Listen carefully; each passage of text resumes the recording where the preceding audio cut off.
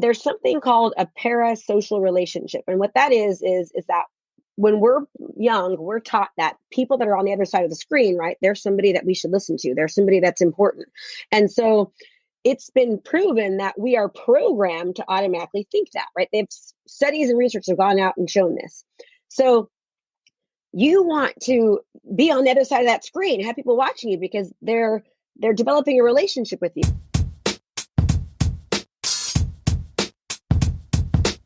You're listening to the Real Estate Sessions podcast. Join us as we get the stories of the leaders in the real estate industry.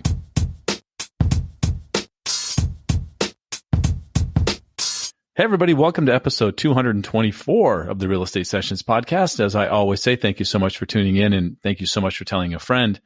Today, I get to interview somebody who already interviewed me. This has happened a couple of times. It's a lot of fun. I'm going to be talking to a very dynamic, high motor, lots of power and intensity person. I hope that's okay, Krista, to describe you that way. Yeah, I'm laughing. Good. So I'm going to be talking to Krista Mashore. She is a realtor and also a coach. She has Krista Mashore Coaching. She has Homes by Krista. That's her team that works the real estate market up in Northern California. I can't wait to get some of her great takes. Krista, welcome to the podcast. Thanks for having me, Bill. Man, 246 podcasts. I know how much work that is. I'm pretty impressed. Oh, thanks. It's a passion, right? It's got to be a passion to make it work. So for me, it is. You can tell you're enthusiastic about it. I love it. Thanks. Northern California, born and raised, lived there your whole life? Yep, lived there my whole life, except when I went to college in Fresno. I've pretty much been here. Yeah. And so where are you at exactly? You're kind of east of the Bay, right? Yep, we're east of San Francisco, so we live in an area that's, man, if I was living in San Francisco, I'd be in a whole different situation, but we're kind of like on a much more affordable area in California. Gotcha. Good. And like many in the real estate industry, this is not your first career. I love what you did before because it's the second, and of all the people I've interviewed on this podcast, it's the second most popular job to have prior to becoming a realtor. And so by now, a few of the listeners have figured it out. What did you do before you were in real estate? I was a third grade school teacher. I have a master's degree in curriculum and instruction. That is awesome. So the coaching thing we're going to talk about is going to make perfect sense. But somewhere along the line, you decided, and a while ago, 15, 18 years ago, you decided to become a realtor. What caused that switch for you? Well, my daughter actually ended up contacting something called spinal meningitis, and then she ended up having kidney failure and multiple strokes, and they told me that she wasn't going to make it on 3 different occasions while we were at Oakland Children's Hospital for 3 weeks.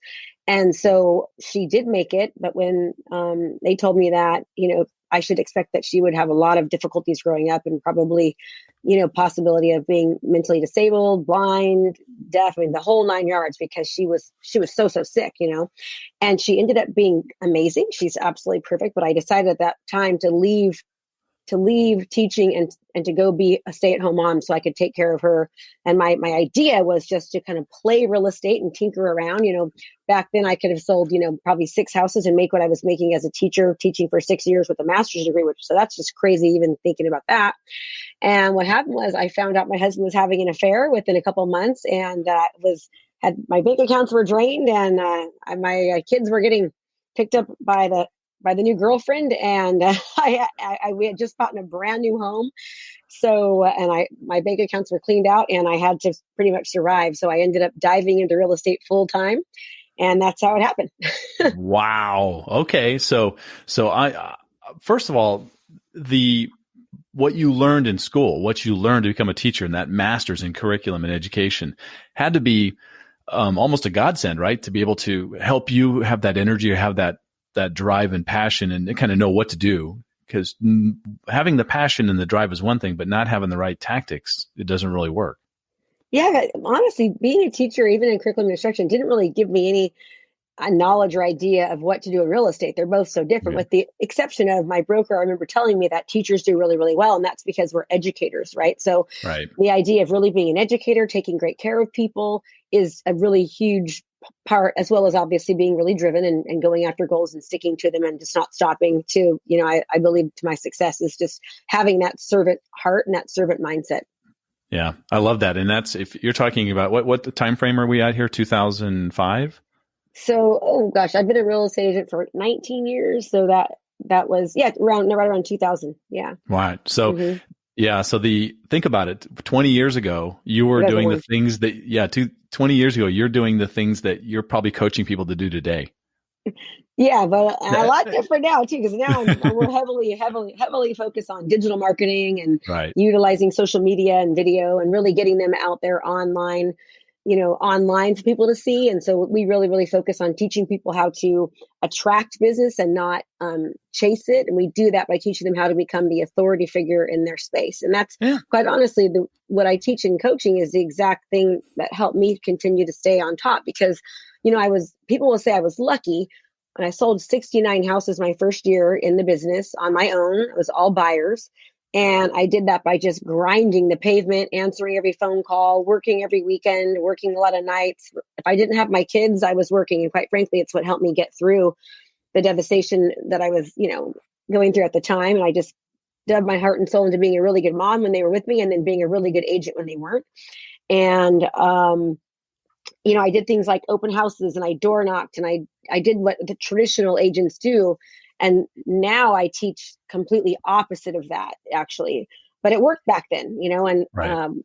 yeah. The difference I think that back then was that I was willing to do whatever other agents weren't, meaning, I always tried to see and I recommend everyone doing this in your business all the time. Number one is looking at what your top producers are doing in your area and seeing how can you do the same of what they're doing that's working, but also how can you do things differently than everyone else is? So for example, I was doing 4-page color brochures back then when nobody they were doing black and white 1-page, right? I would take all the pictures that I always make sure they were professional pictures and I'd put them on a little CD and I put the CD on my signs back then. I was running ads on TV for my listings when no one else was willing to do that. And I was willing to spend the money that it took to help me market not only my listings, but also market myself. Because when you're marketing your listings properly, you're also properly marketing yourself. So I was really, I invested back in my business and in myself. And I still continue to do that all the time. Yeah. As we kind of go through the 2000s, how was the recession for you up in California, Northern California? I know that, I was in Arizona and we got hammered. I'm sure it was rough, but how did you adjust and pivot and move to different places to kind of keep your business strong?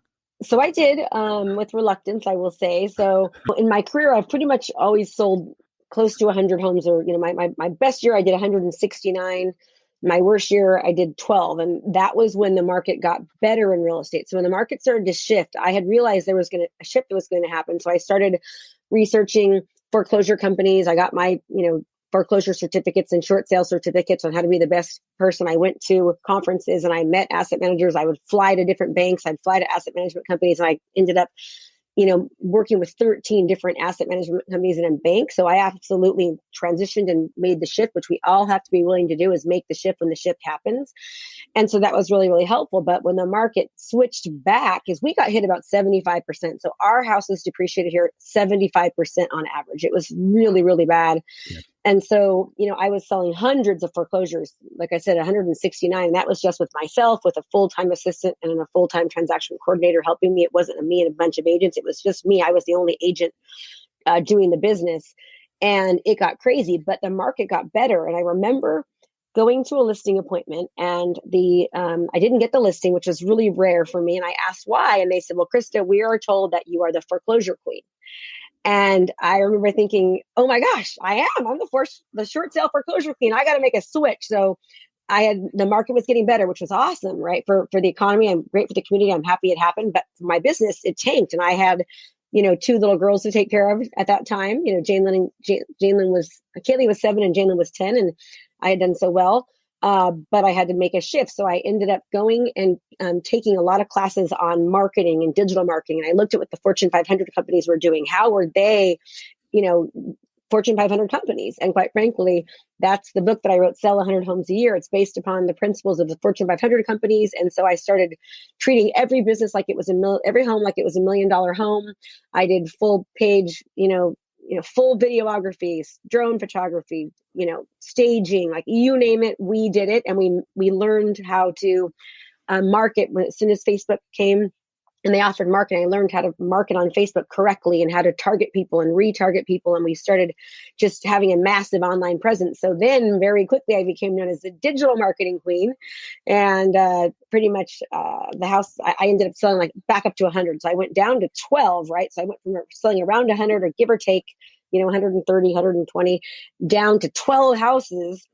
And I was like, oh my gosh, panicking. And then within a year, I was able to go back up to over 100, somewhere around that area. It's between 80 to 120 ish. I get confused with the years, so forgive me.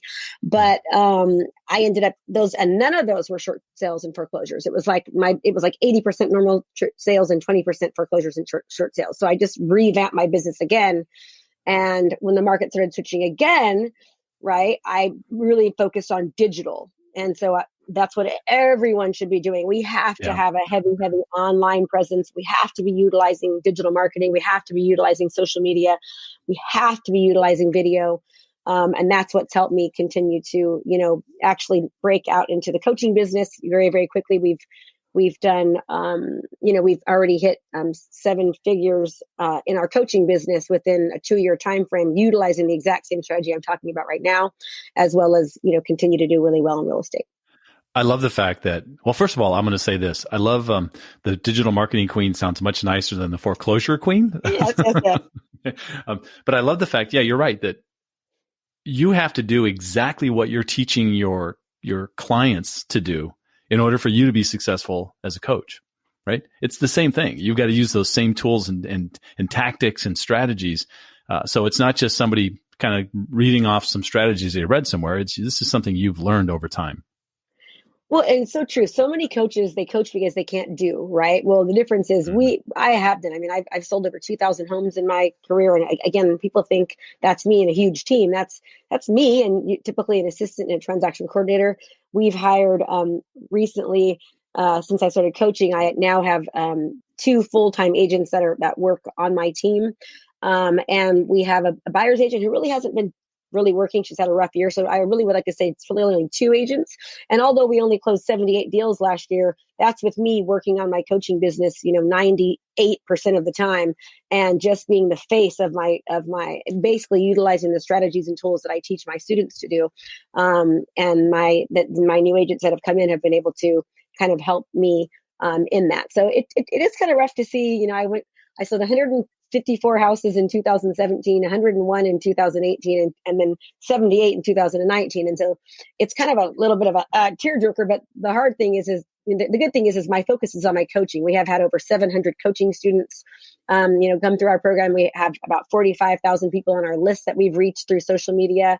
I've written, I'm on my 4th book in that 2-year time frame. 2 of them are best-selling books. And so again, my focus has been on continuing to master the real estate aspect of it, but mainly to help my students. And so we've let my own personal production has kind of gone down in that area, but it's increased with the coaching. Well, I mean, that's something that's fixable too, though, right? I mean, that's obviously you're going to find that balance eventually where you're able to keep that team going at a high level and keep your other business running well as well. Yeah. So that's the name of your podcast?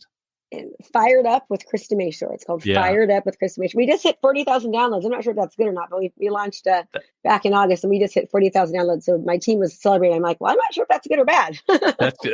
That's great for something that's 4 or 5 months old. That's fantastic. Yeah. So great work there. What was the philosophy behind that? What was your thought behind starting a podcast? What did you see that helping you with? So, I mean, I would encourage every single real estate agent or lender out there to do that. My podcast is focused on helping real estate agents, lenders, and entrepreneurs, local professionals. But if I would absolutely be doing a podcast locally if I wasn't doing this for my coaching business, and I just don't have the time to do too, quite frankly, because the idea is to expose yourself to the most amount of people as possible. And one of the strategies that we teach in the Sell 100 Homes a Year book is basically you have to be seen as the authority figure. So for example, I sold, 2,000 homes. But if nobody knows that, I'm an expert. I'm a true expert in real estate, right? And in digital marketing. But if nobody knows that I'm an expert, they're not going to see me as the expert. So you have to position yourself as the authority figure in your area to be seen as the expert. They kind of go hand in hand. And Right. so as you start interviewing people, as you start, interviewing local businesses, giving tips and tricks, anything real estate or community related, your job is to be the mayor of your town in that, and to give all the information about what's coming, what's working, what's not working, new attractions, new subdivisions, new laws that could affect people. Your job is to be that go-to person, anything real estate related. And the best way to do that is, number one, it's through video, okay? Because when you utilize video and you properly distribute it, very, very important to properly distribute video, people get to know you, they get to like you, they get to trust you, and you position yourself as the expert. So even if you've never ever sold a house before, this is the funniest thing, I gotta tell you this, Bill. So one of my students, she's a newer agent, and she just got nominated like the best realtor in her city. She hasn't even sold a house yet, and she got nominated the best realtor because the illusion. This is a true story. I'll never forget this. We all were like, oh, the illusion is that she is doing a lot of business because she's constantly producing content. And so though she's only been in the business for a few months, she's getting up the momentum. And so before you know it, what happens is people start to see you as that authority figure, as that best of, and then now, the hope is that you'll start to get business. Wow. I love that. And so for you, the transition to podcasting, because you also do a video show off of your podcast. You have a video that's created. Yep. It strips off into an audio version only that goes out as a traditional podcast. And so you have the opportunity with the staff that you have to do that at a high level. But if for a realtor out there, it really is just start with video. Just get on camera, right? Well, let me ask you this question. So because you do so much on video yourself, how do you get your clients over that I hate what I look like hurdle? You know what I'm talking about. What is your response? And I know you talk about this with them all the time. Everyone, okay, first of all, no one likes to do video. If someone likes to do video, I'm like, you're weird, because no one ever does. Like, they're from Mars or something. Okay. So it's very, very normal not to feel comfortable on video, because we don't like the way we sound. We don't like the way we look. I'll be honest, I've had fake hair extensions my entire life, like since I got divorced, right? And my hair kind of defined me. I had this beautiful long weave, okay? And I had to take my hair extensions out about 2 years ago because my hair was falling out. And so I've had this mental block about how my hair looks and all this. Everybody has something. We all, and I don't like the way I sound, quite frankly. I got a raspy voice, but everyone feels that way. But the bottom line is, that's the way I sound. That's the way my hair looks. I mean, that's how you look. And you have to just get over it. And it's just like kissing for the first time, or riding a bike for the first time, or writing your first contract, or doing your first loan. It was a nightmare in the beginning. And it took you, I remember it took me like 7 hours to write my first contract. And I'm not even exaggerating. And now I can do it with my eyes closed in 3 minutes. It's because you just get better and better at it. But video is not something new. It's something that has been around for a long time. Did you know that more content is uploaded via video on YouTube, Google, all these different search engines? In 1 month, more video content is uploaded than the last 100 years in all the major networks, CBS, NBC, ABC, in 1 month. And people, if you look around, kids don't even have TV anymore. They're on their phones. And there's something called a parasocial relationship. And what that is that when we're young, we're taught that people that are on the other side of the screen, right, they're somebody that we should listen to. They're somebody that's important. And so it's been proven that we are programmed to automatically think that, right? Studies and research have gone out and shown this. So you want to be on the other side of that screen, have people watching you, because they're developing a relationship with you. I mean, I will go around town, and this is not an exaggeration. People are hugging me. They're saying, "Oh, Krista, how's the market doing? I'm looking like a hot mess at Home Depot, and I've got my robe on, for quite frankly." And people are like, "You don't want to be recognized," and people recognize me, and they're asking me. And when I go on listing presentations, and which I haven't in the past, year and a half, because I'm now behind the scenes, but and I'd be competing. I mean, I got 97% of every listing that I went on. And it's because the people had already established a relationship with me. They already knew they liked me. I was attracting the right people. I was detracting the wrong ones. And they knew, quite frankly, that I was different. I was doing something that other people weren't. And when you can show people how your video helps you. For example, I just got the stats today, and I can show you actually that you can't see, but I asked my staff to get together on one of our properties, some stats showing what we've done. And here are the numbers. And so one of my videos, you can see it. It shows that we had 555 hours watched Wow. on one home tour. Wow. 555 hours. The other one here we got had 394 hours, 208 hours, 357 hours. Now, let me tell you something. When I go on a listing presentation, I tell people that how many open houses would it take me to have to do 555 hours of that? Would be like 20 years of open houses, because of it would never happen. So when I can go up to a client and show them that my content is there on homes that I produce is being exposed to 150,000 people, and we're averaging anywhere from 250 to 500 to almost 600 hours, it's pretty darn impressive, right? And so Right. it gives me my value add. I show why I'm different.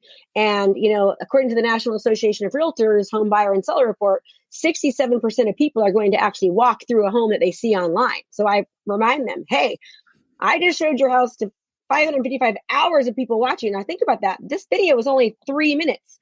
So imagine a 3-minute video getting 555 hours watched. Now I am reaching a ton of people. And when you are able to show why you are different, it's very easy to attain a higher price commission and to beat out your competition, Yeah. and you got to do it because you're establishing a relationship with people, and you have to do it consistently. And I know you're hearing this, but if I can only get one thing across from everyone today, it's that doing video and then on a consistent basis, right? And then properly getting it out there on the channels. It's really important, because if you just post it on your Facebook page or just your business page, no one is seeing it. You have to learn how to, do the targeting correctly.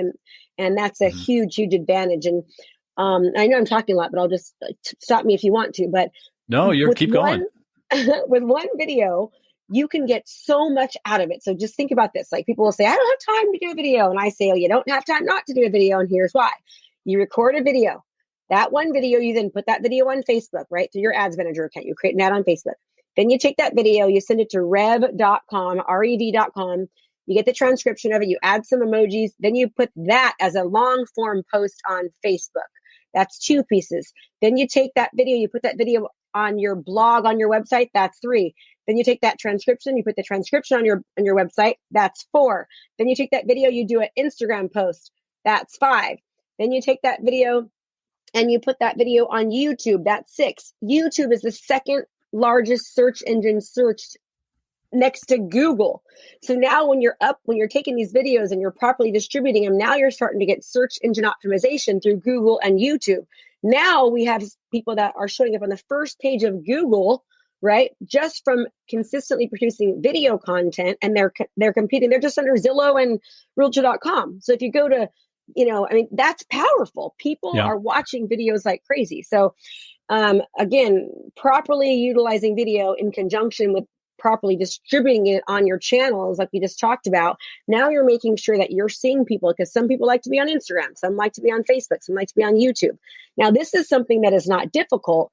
It just takes a little bit of time. And this is something that you can do you can hire an assistant to do it, and it won't take them a lot of time at all. It sounds like a lot, but once you learn how, it's a matter of spending about 30 minutes on one video doing this and getting them up on all of the social platforms. I love it.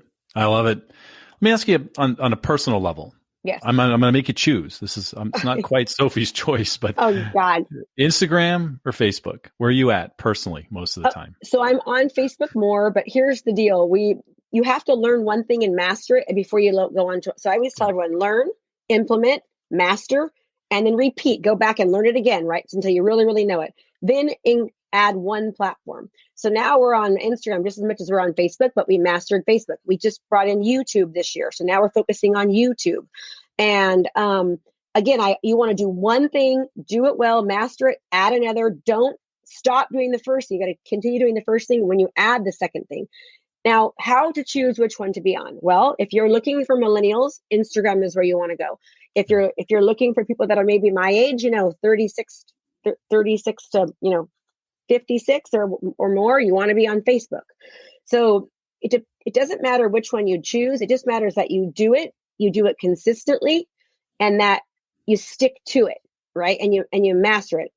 And I always tell people I call it the 5 C's. If you can commit to consistently producing content, you're going to convert more people into buyers and sellers because you're making a connection with them. If you can commit to doing this, you're completing this exact thing all the time. Right. You're going to do more business because you're top of mind awareness. You will be amazed at how many times people have, let's just say they've gone to a party and they run into somebody and they're like, "Oh, Krista, I love you. I bought a house." And you're like, "What? Without me?" Well, we assume, and that's happened to me before. I'll admit it. It's my fault, right? We assume because I know my clients love me. I mean, I do a great job. I work hard. I give them an amazing experience. I know what I'm doing. And I have had that happen because I wasn't being consistent about producing content. Your referral base will absolutely explode because other people start seeing you as the authority expert. They refer you. So we've had clients say that their referral and repeat business has increased 8 times by doing this strategy. The numbers just come out, and we've had some students. One of our students, Alicia Collins, she sold 130 homes, 2018. She is at 86 homes this year. So in a 20-month time frame, she increased from 130 homes to 286 homes. We've had brand new agents beating top performing agents that have dominated areas because they go in there and they show them their digital marketing plan, their unique strategy, and they're realizing that, wow, this is what I need, right? It's more competitive. And it works for new agents in small towns, agents in big towns. It works if you just do it. But you got to do it. Think about the process of owning a business, right? The first thing is marketing. Marketing is very important. If you don't market, that's the first stage is marketing. The second stage is lead generation, right? The third stage is lead nurture. Lead nurture typically takes the longest. It's the hardest. But when you are properly producing content and getting it out there and distributing it well, you are constantly nurturing, right? Because you're being seen over and over, and you're giving information, you're giving value, you're giving tips. They're seeing you, you're nurturing. It's like when you do this right, it's like inadvertently cold calling, door knocking, and doing open houses and prospecting because they're seeing you all the time, but they're just seeing you by the masses, like I showed you those numbers. So marketing, lead generation, lead nurture. Then it comes conversion. You're easier to convert these leads because they've already developed a relationship with you. They see you as the expert. So now that you've converted them, now you're going to give them the best fulfillment and delivery process ever, right? You want to make sure you knock their socks off. You can do this again. We add video into this process because we tell people in different phases, hey, you're going to have a home inspection tomorrow. Here's what you can expect, right? So they're still seeing me, my clients from, the 78 deals that we closed last year, and they have never met me. They see a listing presentation of me before I even show up, before the team shows up. And then they see me during the transaction, reminding them about, hey, it's a home inspection. Here's what you expect. Here's what you do, right? So I give them a really great experience. And then we want to make sure the last phase is refer, retain, and resell. We want them to refer us, to retain them as clients, and to resell with us. And we get this by continuing to have rituals, right? And these rituals are continuing to do the content piece that we just talked about. Now I'm getting referred more. They're reselling with me. I'm retaining them as a client because they're continuing to see me on a consistent basis. Yeah. I think I said at the beginning of the episode that you had high energy and a motor that never quits. I mean, that's a huge part of your success. I hope you know that. I'm sure you do. But that was awesome. Look, I try to limit my shows to about a half hour. We flew through that in no time. It was great. So now it's time. I have to ask you the same question I've asked every guest, and that every guest since the first episode. And that is, what one piece of advice would you give a new agent just getting started? People love confidence and they love enthusiasm. You want to make sure, and you don't have to be an outgoing person to be enthusiastic. Enthusiastic means that you love what you do. You love people. You love, helping and serving, and that's enthusiasm. And when people can see that you're enthusiastic, it comes out that you're real and they can trust you. So be enthusiastic, be confident, love what you do, put your all into it, go the extra mile, and start using video and properly distributing it. And you will see your business absolutely increase, but you got to do it consistently. Krista, if somebody wants to reach out to you, what's the best way for them to get in touch with you? I would encourage you to join my 3 clients in 30-day challenge. It's $100. You get to coach with me for 2 weeks, actually 21 days. And we give you great content. We've had people pick up 6 clients during this challenge. It's the number 3 clients, in30.com. So 3 clients, in30.com. So the number 3 clients in 30.com. And you can sign up for that. You'll learn a little bit about me, see if you think that we're a good fit. This month, we have about 256 agents in the challenge right now, and they are loving it. We've had amazing responses from people. My job is to help you increase your business. You should also definitely read the book, Sell 100 Homes a Year from Krista Mashore, because I pretty much lay out the blueprint of exactly what I do to sell 100 homes a year. Krista, we'll put in the show notes, we'll put links to all of that stuff for everybody so they can find it easily. Krista, thank you so much for your time. I know you are super busy, and I really appreciate you breaking away for half an hour so we could have this chat. Hey, Bill, I appreciate what you're doing. And you were great to have on my podcast. So you should go to my podcast, Fired Up, and listen to Bill, because he tells all his secrets too. And he was great. So thanks for having me. I appreciate you. Thank you for listening to the Real Estate Sessions podcast. To leave a review or rating, go to ratethispodcast.com/RE sessions. You can also subscribe to the podcast at your favorite podcast listening app. Finally, you can go to therealestatesessions.com and subscribe to our email newsletter and be notified whenever a new episode is released.